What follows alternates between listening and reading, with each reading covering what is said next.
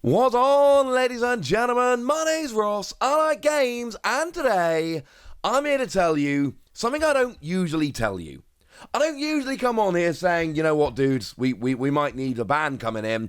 I don't like being that dude that comes on videos and goes, you know what, I think we need to ban some cards, but I'm sorry, right now, we've gotten to the point where I think we need to ban some cards.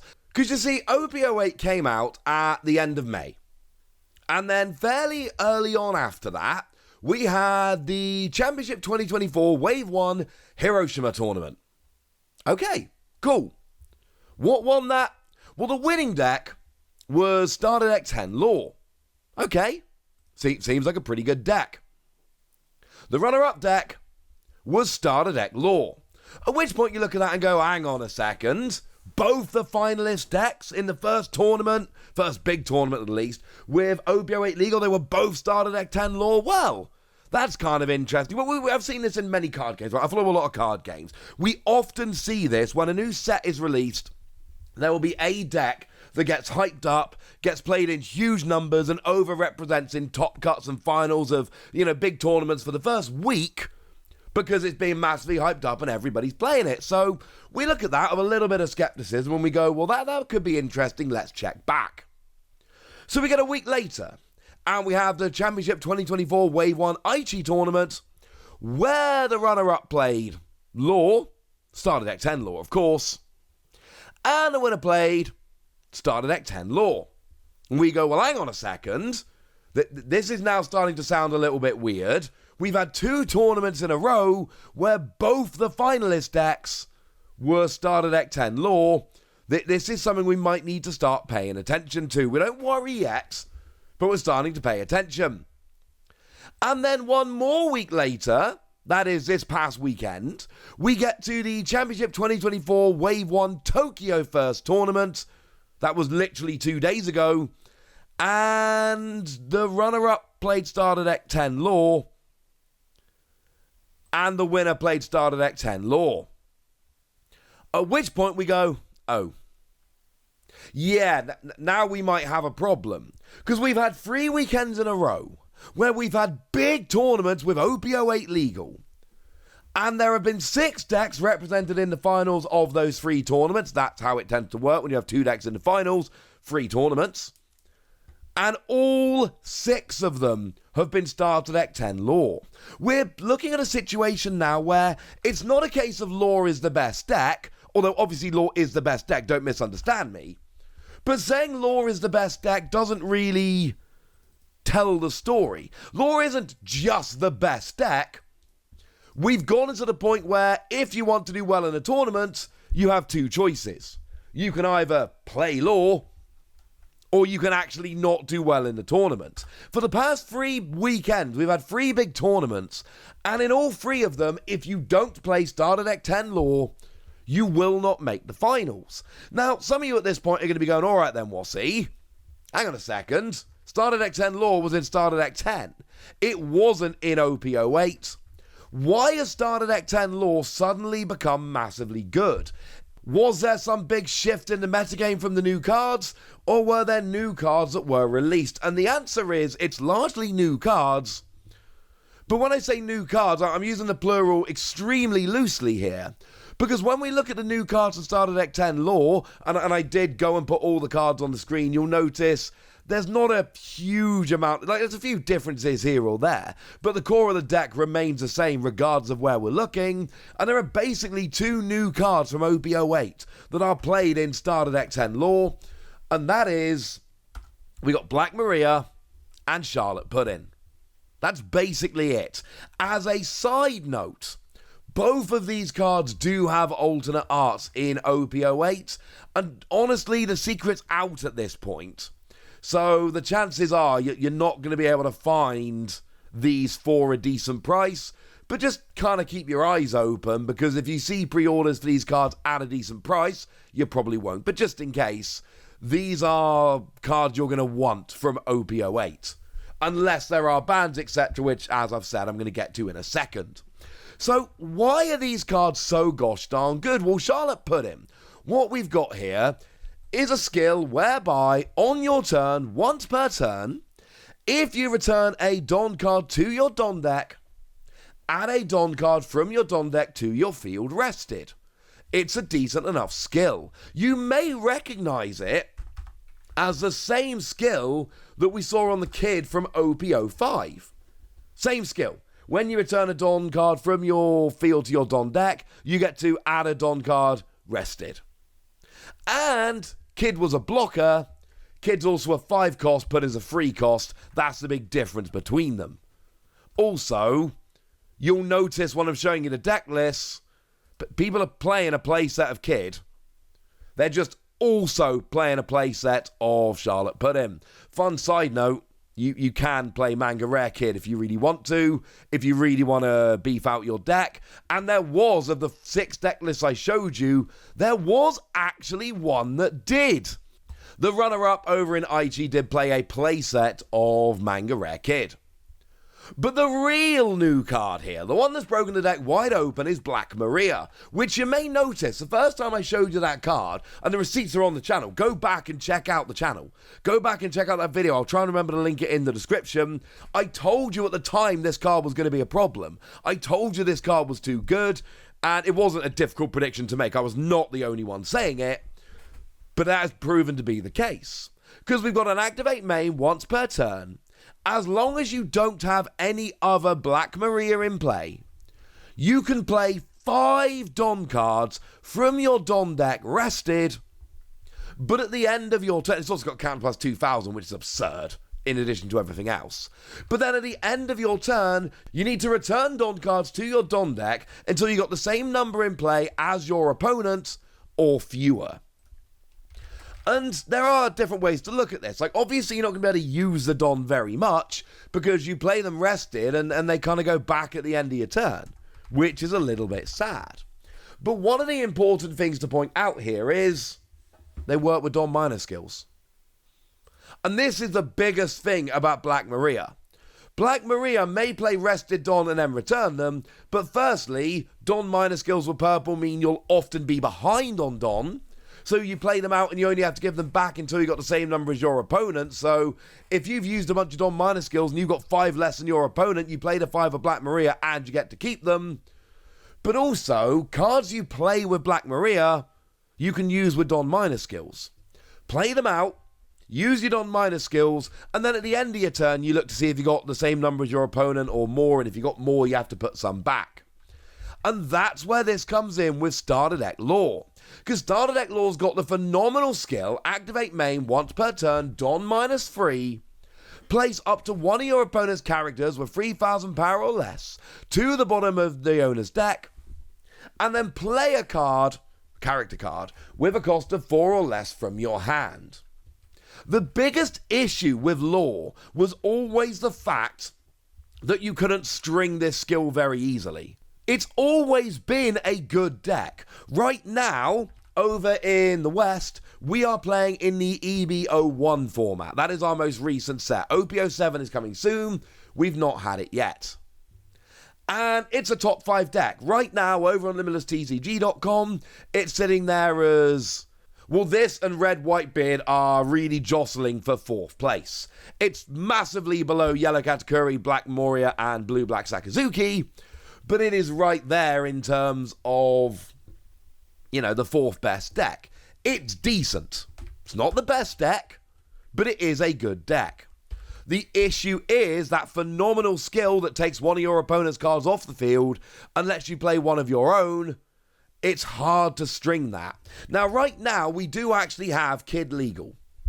We don't have Puddin' legal, but the problem with Kid and Puddin' is that each of them gets you 1 card back. So you need to have the Don in play to minus it, but then you've got to have 3 in combination of Kid and Puddin' in order to actually get that Don back. Absolutely doable, but the minimum here is 9 Don for 3 Puddin', and you're not always going to draw into them, because drawing into 3 of the same card is a little bit of a pain, and yeah, that's the issue. Black Maria, however, and in bearing in mind, right, I told you, Black Maria's skill can only be used if there's no other Black Maria on the board. but it's still played as a 4-off, partly so that you can draw into it more easily because it is that good, and partly because it's got counter plus 2k, so if you've got one in play and you draw into your other 3, maybe you keep one in your hand for if your Black Maria goes down, but you've still got counter plus 2k that you can use. And one of the silliest things about Black Maria is you don't rest Black Maria to use a skill, which is incredibly important because we've got that general rule in the One Piece TCG whereby you can only attack rested characters. So as long as you don't attack with Black Maria, and spoiler alert, you are not going to, you can sit there and use this skill turn after turn, and your opponent has to find a way to remove it using a skill, or find a way to rest it and then attack. They cannot just attack into it. If this was a rest skill, then what would happen? It's got 2,000 power, right? What would happen, like, every time is you use Black Maria, rest it, and then your opponent's turn, they immediately go after this as fast as they possibly can. But that is really difficult to do if it's not rested and you need to rest it first. Not every deck is capable of doing that. And because you're putting 5 extra Don out, this is easy. From the minute you play Black Maria, you can be using Law skill every single turn. Play Black Maria, put 5 Don out, and then put 3 of them back with Law.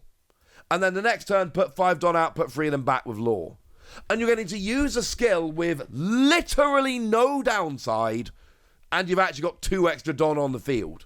Black Maria doesn't cost you anything to use. You don't have to put Don back. You get Don. You don't have to rest Black Maria, you don't have to trash cards from your hand, you just use a skill, which means there's no downside here to actually using the skill on your Law. And Law's skill is and always has been completely busted. It's just been kept in check by the fact that stringing this together turn after turn from early in the game is difficult to do. And that has always kept Law in check from the minute it came out. It's always been a phenomenal leader. It's just been kept in check by the difficulty of chaining its skill. But now being able to get rid of one of your opponent's characters, and look, we say 3,000 power or less, right? But that's not actually true, because we look at all of these deck lists, and they're playing a bunch of cards, the whole goal of which is to lower the power of your characters so that they can actually get much bigger characters. So you'll see them all playing a complete playset of Gordon, for instance, which gives one of your opponent's characters minus 3,000 power for the turn, and a bunch of others. And then, of course, we got the cards you can play for free, one of the best of which is Kid and Killer, came around in EB01, because if your opponent's got 2 or less prize cards remaining, that's a card that's got Rush and 7k. Otherwise, it's only got 5k in Rush, but you see where we're going with this. Rush Zoro is now generally played, like most of these deck lists don't play a playset of Rush Zoro. In fact, of all the ones I showed you earlier, the highest number of Zoro we actually saw among those deck lists was 2. And it's not because Zoro isn't a good card, it's a great card.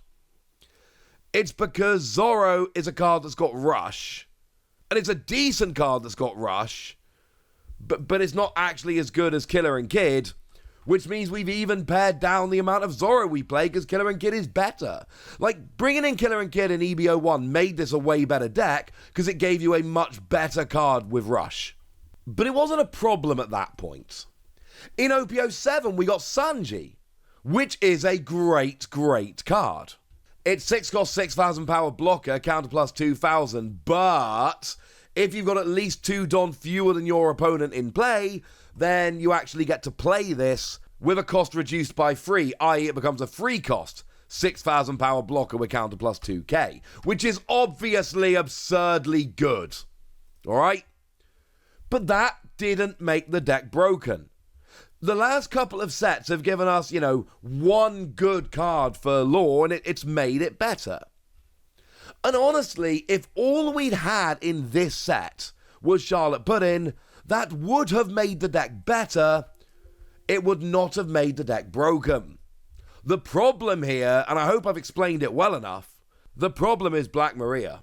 Black Maria is a real problem because it has finally allowed you to do what this deck always wanted to do, and that is be able to chain this skill every single turn from very early on in the game. Sanji becomes a free cost, so it can be played for free with Trafalgar Law. A 6k blocker played for free. Kid and Killer is a 4 cost, so you've got a 7k card with Rush that you can play for free. Not for nothing, but Black Maria can actually be played for free using this, which is clearly absurd, but, there we go. It's always been a good card, that every turn you can take out one of your opponent's cards while also playing another card for free, but being able to chain it has made such a huge difference, and that is why the deck is good. Yes, Charlotte Pudding makes it better, but in my eyes, there are only 2 things that's going to fix this. You can ban Law, or you can ban Black Maria. Even if you restrict Black Maria to 1 in your deck, which is an option, as soon as you get it into play, this deck becomes busted. And sure, it's harder to find at that point, you're playing it as a one-of, but it still doesn't rest when you use it, so that becomes an issue. I'd rather see an errata whereby you have to rest it than I would see a restriction, but that's not the kind of thing we tend to see in One Piece. And I honestly think at this point Black Maria needs to be banned. Because the problem is, right now, we've got Law, and Law's gone, I've got a Don minus free skill. And the entire point of giving Law a Don minus free skill was, that's super awkward. We've given you a phenomenal skill, but it's Don minus free to balance it out. But it's not balanced anymore. And it means we're either going to see this happen again with Black Maria, or they're just not going to do any good Don minus 3, Don minus 4 skills. Because they can't, because Black Maria will instantly make it broken. I'm not a fan of calling for bans, but Black Maria looked ridiculous the minute we saw it. And we've now had 3 big tournaments in a row where the final was a Law mirror match. I don't think that's a coincidence. A formerly good, viable deck has turned into the unquestioned best deck in the format. And there's only 2 new cards that have been added. Charlotte Pudding, which is a cheaper kid without block, which makes the deck better.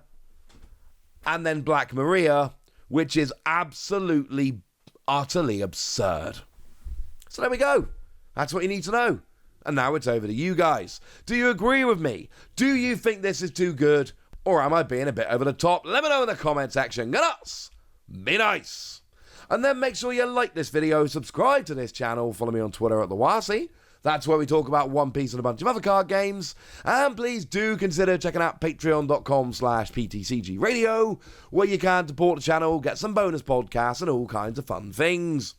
But by far the most important thing, as always, look after yourselves till next time, would ya? Thank you very much for watching. My name's Ross, and you've been watching PTCG Radio.